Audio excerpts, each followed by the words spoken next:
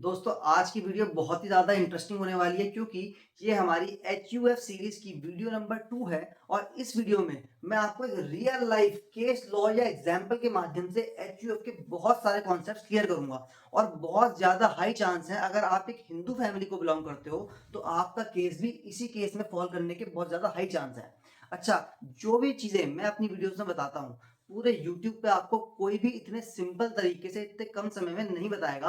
इसके दो कारण है। पहला कारण तो ये मेरी क्वालिटी है, और दूसरी बात, जब भी कोई चार्टर्ड अकाउंटेंट किसी टॉपिक को अपने हाथ में ले लेता है तो उसके बाल की खाल निकाल देता है। तो without wasting any time let's get started.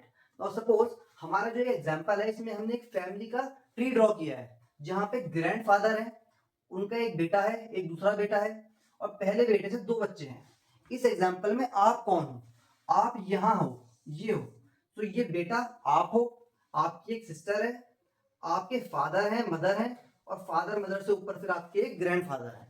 सो देखो एचयूएफ में क्या होता है, जो फैमिली का हेड होता है उसको बोलते हैं कर्ता। सो ये हमारे कर्ता हैं, बाकी लोग को पार्टनर्स हैं। ठीक है। अब मानो कि ग्रैंडफादर का एक बिजनेस था, सपोज मिठाई की एक शॉप थी जो कि बहुत फेमस थी अपने शहर में और बहुत अच्छी अर्निंग उससे होती थी, और उनके पास अपना एक घर भी था। अब फैमिली में कुछ टाइम के बाद बंटवारा होता है, हर फैमिली में ऐसा होता है। तो जब ग्रैंडफादर ओल्ड होने वाले थे, बहुत ज्यादा बूढ़े हो गए, तो उन्होंने अपने पहले बेटे और दूसरे बेटे में, यानी कि आपके फादर और आपके ताऊजी में बंटवारा किया। आपके फादर के हिस्से में आया वो बिजनेस, जिस बिजनेस से बहुत अच्छी इनकम होती थी, जो बहुत फेमस बिजनेस था। और आपके ताऊजी के हिस्से में आया वो मकान जो कि दादाजी के समय से चला आ रहा था, और साथ में 10 लाख रुपए। तो आपके ताऊजी को 10 लाख रुपए और मकान मिला, और आपके फादर को एक चलता हुआ बिजनेस मिला। अब मानते हैं कि आपके फादर का जो ये बिजनेस है, इससे कुछ इनकम होती है, डेफिनेटली अच्छी इनकम होती है। तो सवाल ये है कि ये जो इनकम है, ये इनकम क्या एचयूएफ की इनकम मानी जाएगी या फादर की पर्सनल इनकम मानी जाएगी? ये सवाल है। तो इसका जवाब सुनो। देखो, जब भी एक एचयूएफ में बंटवारा होता है तो ये माना जाता है कि एक से ज्यादा एचयूएफ क्रिएट हो गई। तो जब पार्टीशन हुआ आपके फादर और ताऊजी के बीच में, तो दो एचयूएफ क्रिएट हो गई। एक ये थी, इसके दो पार्टीशन हो गए। एक एचयूएफ आपके फादर की बन गई, यानी आपके फादर अब कर्ता बन गए अपनी एचयूएफ के। उस एचयूएफ में आपके फादर है, आपकी मदर है, आप हो और आपकी सिस्टर है। दूसरी एचयूएफ बन गई आपके ताऊजी की, उस एचयूएफ के कर्ता बन गए आपके ताऊजी। तो अब बात करेंगे आपकी एचयूएफ की, यानी आपके फादर वाली एचयूएफ की। तो आपके फादर का जो बिजनेस है उनका अपना पर्सनल बिजनेस नहीं है, वो पूरी एचयूएफ का बिजनेस है।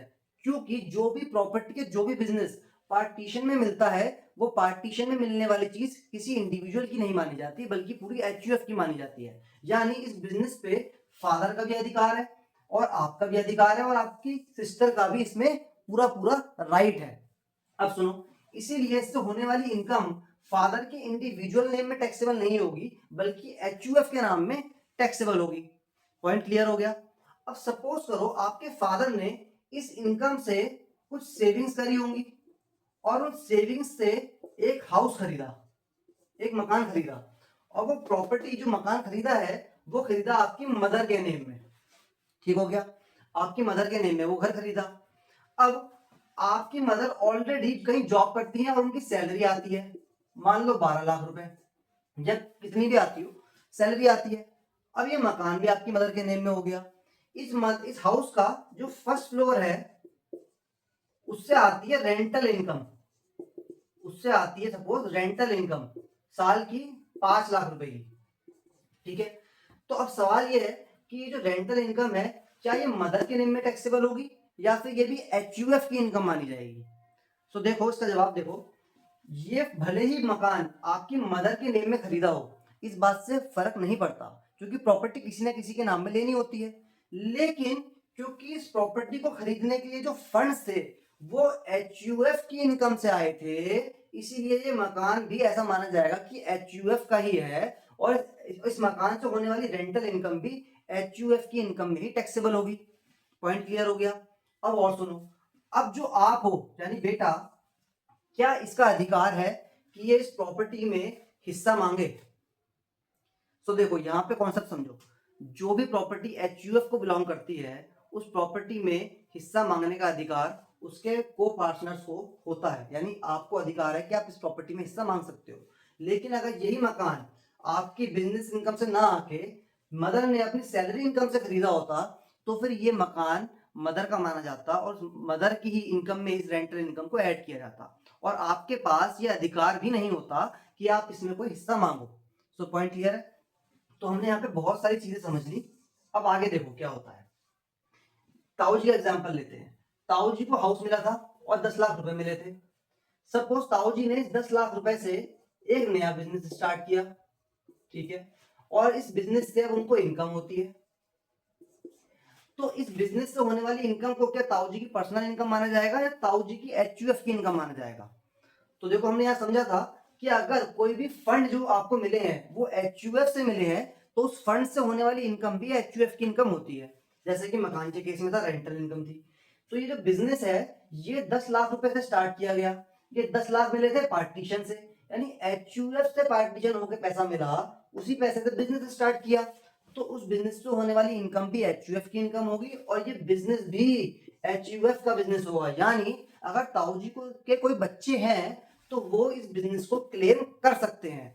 ताऊ जी मना नहीं कर सकते कि ये बिजनेस आपका नहीं है, क्योंकि उसमें उनके बच्चों का भी अधिकार है। लेकिन अगर ये कोई पर्सनल फंड से बिजनेस स्टार्ट किया गया होता तो उसमें बच्चों का अधिकार नहीं होता। तो आपको समझ में आया कि किस तरीके से हम एचयूएफ के फंड्स को ट्रीट करते हैं, किस तरीके से एचयूएफ की प्रॉपर्टी को ट्रीट किया जाता है। अब सुनो, सपोज करो ये जो आपका घर है, ये घर आपके मदन ने खरीदा होता अपनी सैलरी इनकम से, ठीक है। अब देखते जाओ, सपोज सैलरी इनकम से खरीदा है। अब मदर कभी ना कभी देखो दुनिया छोड़ के जाना है, हर किसी को जाना है। सो ये मदर जो है ये भी कभी ना कभी दुनिया से जाएंगी।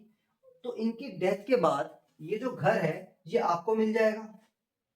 तो डेथ के बाद जब घर आपको मिलेगा तो उस घर से होने वाली इनकम फिर किसके हाथ में टैक्सेबल होगी? क्या एचयूएफ के नाम में टैक्सेबल होगी या फिर आपके इंडिविजुअल नेम में टैक्सेबल होगी? सवाल ये है। और यहाँ पे हम टैक्स प्लानिंग किस तरीके से कर सकते हैं इसको समझना। अब देखो होता क्या है, सपोज एक प्रॉपर्टी है, चाहे वो किसी के नाम में भी हो, सपोज मदर के नाम में है। क्या ऐसा कर सकते हैं कि इस प्रॉपर्टी को एचयूएफ के नाम में ट्रांसफर कर लें? हाँ सर, ऐसा कर सकते हैं। अगर प्रॉपर्टी को हम अपने नाम में ना रख के एचयूएफ के नाम में ट्रांसफर कर लें तो उससे होने वाली रेंटल इनकम भी एचयूएफ के नाम में हो जाएगी।